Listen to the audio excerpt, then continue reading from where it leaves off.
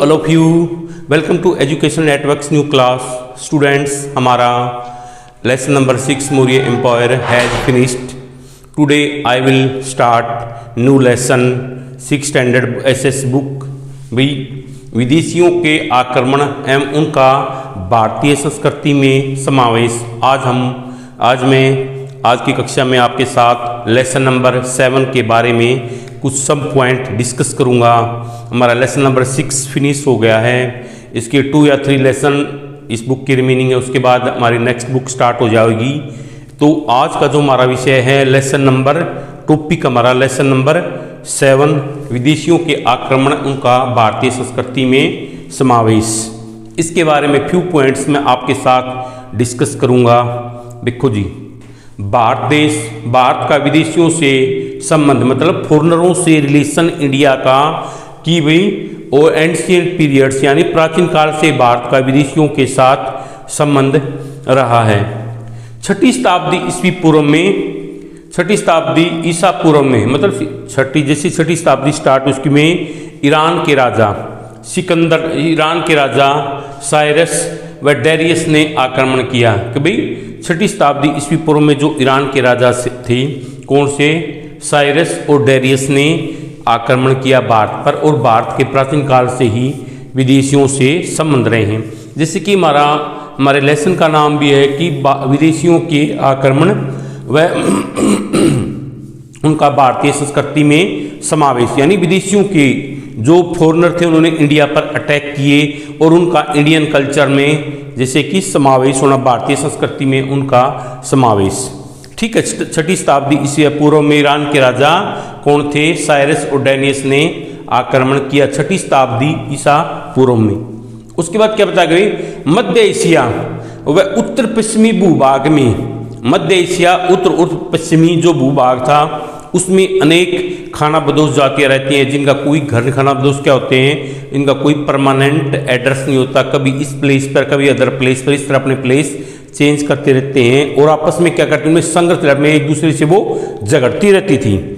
मध्य Asia और पश्चिमी भूभाग में अनेक खानाबदोश जातियाँ निवास करती थी, लेकिन उनमें आपस में यूनिटी नहीं थी, एक दूसरे से वो लड़ती झगड़ती रहती थी, उनमें आपस में कंटिन्यू स्ट्रगल रहता था। ठीक है। देखो जी, 326 ईस्वी पूर्व में यूनान के जो राजा हुए थे, कौन, सिकंदर, उसने भारत विजय का सपना देखा था। ने भारत पर कब 326 ईस्वी पूर्व में आक्रमण किया था, किसने, सिकंदर ने।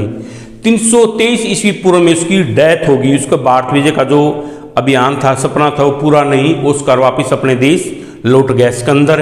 उसके बाद उसकी डेथ होगी। उसके उत्तराधिकारी जो सिकंदर की डेथ के बाद उसके जो उत्तराधिकारी थे, जो उसके राजा बने, जो वो क्या हुआ, उसके साम्राज्य को अच्छी तरीके से उसकी देखभाल नहीं कर सके, उसको संभाल नहीं सके, उसकी केयर नहीं कर सके, क्योंकि उनमें राजा बनने के जो गुण वो गुण नहीं थे, तो असमर्थ रहे। और अनेक राज्यों ने अपने आप को स्वतंत्र, जैसे कि अनेक राजा जिन्होंने सिकंदर को, उसके उत्तराधिकारियों ने जीता था अनेक राज्यों को, उन राज्यों ने देख कि उसकी स्थिति का, इस सिचुएशन का उन्होंने क्या किया, लाभ उठाया, इस स्थिति का लाभ उठाया और अपने आप को स्वतंत्र राज्य फिर से घोषित कर दिया। जो गुलाम हो गए थे उन्होंने अपने आप को दोबारा से स्वतंत्र कर दिया। ठीक है। तो इसमें कुछ पॉइंट बन सकते कि भारत के प्राचीन काल से किससे संबंध रहे, विदेशियों से। और 6वीं शताब्दी से पूर्व में किसने भारत पर आक्रमण किया, ईरान के राजा डेरियस और साइरस ने। ठीक है। 326 ईस्वी पूर्व में भारत में किसने आक्रमण किया, सिकंदर ने। उसकी मृत्यु कब हुई, 323 ईस्वी पूर्व में। अब देखो भाई, भारत विदेशियों के आक्रमण कौन सी जातियों ने आक्रमण किए, इंडो ग्रीक, इंडो पार्थियन, हून, शक, कुषाण, इन जातियों ने भारत के ऊपर आक्रमण किए। जो हमारा आज का विषय था भी लेसन नंबर 5 से 7 के सम पॉइंट्स से जो मैंने डिस्कस किए, ये लेसन हमारा आज का यहीं पर फिनिश हुआ। आगे वाली कक्षा में मैं आपके साथ सम मोर इम्पोर्टेंट क्वेश्चनों के बारे में डिस्कस करूंगा। आज के लिए इतना ही काफ़ी। ये कक्षा आपको कैसी लगी मेरे को कमेंट बॉक्स में बताना। हमारा न्यू लेसन स्टार्ट हुआ है, लेसन नंबर 7 विदेशियों के आक्रमण का भारतीय संस्कृति में समावेश। Thanks for this cooperation. Meet you tomorrow in next class with some more important question of lesson number 7.